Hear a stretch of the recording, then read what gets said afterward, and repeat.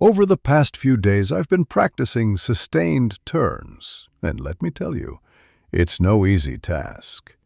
A fair number of interesting missions and household chores have been postponed indefinitely. But let's not talk about that. While reviewing some of the more critical videos to verify a few points, I suddenly discovered they were gone. Their author must have realized his mistakes and quietly removed them. But what should I do with all the experimental material I've already recorded? So I decided to wrap up the topic of maneuverability, slightly modified and expanded, once and for all. Let's start with a bit of theory.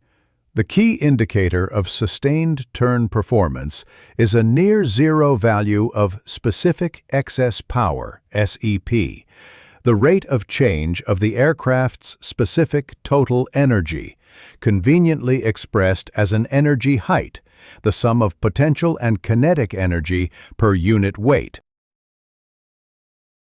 The ideal sustained turn I mentioned in a previous video, where airspeed, altitude, and load factor all remain constant, is just a special case of flight with zero specific excess power. In practice, however, SEP can also be zero with small variations in altitude and true airspeed. A change of a couple of hundred meters in altitude has practically no effect on the results. Simply recording a track and reading flight parameters from the HUD or status bar isn't accurate enough to evaluate SEP in real time. Luckily, DCS provides a convenient data export mechanism via Lua scripts. In capable hands, its potential is almost unlimited. Just look at TACView. For my purposes, I only need to export a few flight parameters to compute everything I need later. One caveat: normal load factor in DCS is output in the body coordinate system, not in the velocity reference frame. So I also have to export angle of attack to correctly compute the turn rate from the measured G-load. SEP can be calculated easily.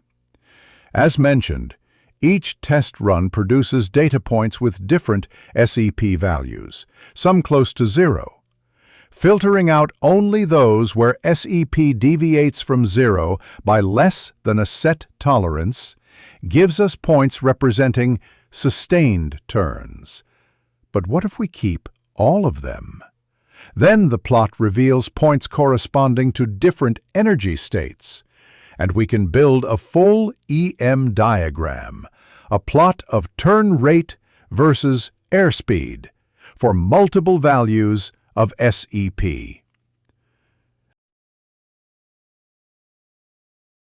However, when the goal is to capture data for sustained turns, the recorded dataset will mostly cluster around the zero SEP line.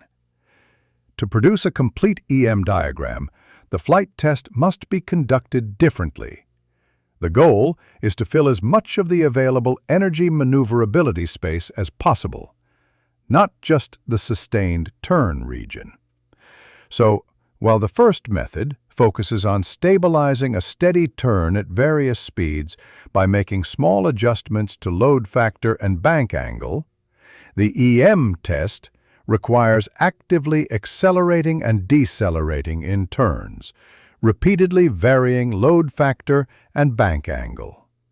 In addition, a maximum AOA deceleration must be included to define the instantaneous turn limit, and a straight line acceleration near 1G gives the low load boundary.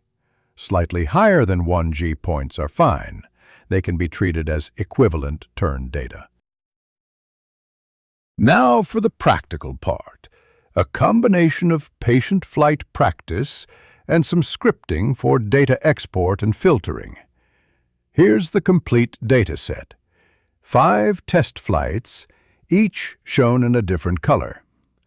The orange points aligned along the upper boundary correspond to the maximum AOA turn started at 525 knots with full aft stick deflection held manually at the maximum achievable angle of attack.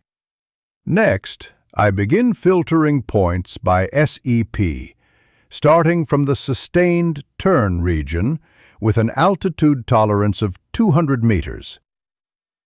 Tightening the SEP tolerance step by step, 2, 1, and 0.5 meters per second, reduces the number of valid points but also decreases their scatter along the line.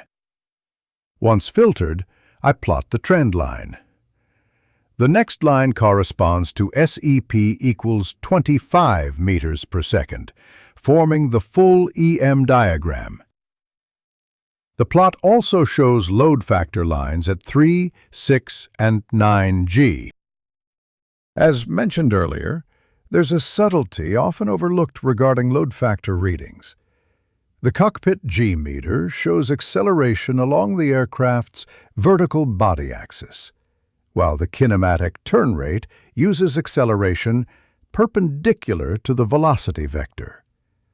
At angles of attack around 24 to 25 degrees, the difference can reach about 10%. Aircraft manuals from different eras and manufacturers may use either convention. The easiest way to tell which one is used is to compare published load factors and turn rates at low speeds, where AOA is high. If they follow the standard kinematic relation, the data are in the velocity frame. If not, if it's the body axis projection. In this case, I'm using the velocity frame kinematic G-load. This diagram can also be used to compare available load factors in non-steady turns. For example, the German Air Force Flight Manual lists the minimum speed for the maximum allowable 9G as 370 knots. In my test, it came out at 385 knots. Very close. Let's also look at the characteristic speeds, turn radii, and rates of turn. The maximum instantaneous turn rate reached 27.5 degrees per second at about 385 knots. The maximum sustained turn rate was around 21 degrees per second at 500 knots and 9G, though it's slightly more efficient to reduce speed a bit, which lowers the radius and, more importantly, the load factor, extending time before G-lock. The minimum turn radius theoretically occurs below 200 knots, but in practice, as the test points show, optimal performance is achieved around 220 to 250 knots, with a turn rate of roughly 18 degrees per second. Still quite respectable. Hopefully this video will be useful to you. Ciao.